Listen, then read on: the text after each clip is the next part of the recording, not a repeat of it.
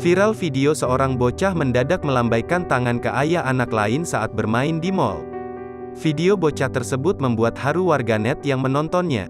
Diunggah oleh akun TikTok @momiailona, video balita perempuan tersebut viral. Si kecil diketahui bernama Ailona. Diungkapkan pengunggah video yang diduga ibu Ailona, gadis kecil itu sudah tidak memiliki seorang ayah. Dalam videonya, terlihat Ailona sedang asik bermain komedi putar. Tak sendirian, ada juga balita lain yang bermain bersamanya. Sebagian anak terlihat bermain sambil ditunggui ayah mereka. Namun berbeda dengan Ailona. Ailona yang memakai baju warna coklat bermotif macan tutul itu terlihat menikmati permainannya. Hingga tiba-tiba saja Ailona mengangkat tangannya dan menoleh ke belakang. Ia ternyata melambaikan tangannya ke pria asing berbaju warna merah. Pria itu nampak sedang menunggu anaknya bermain. Ia menoleh ke arah Ailona yang dadah padanya. Pria itu pun membalas lambaian tangan Ailona.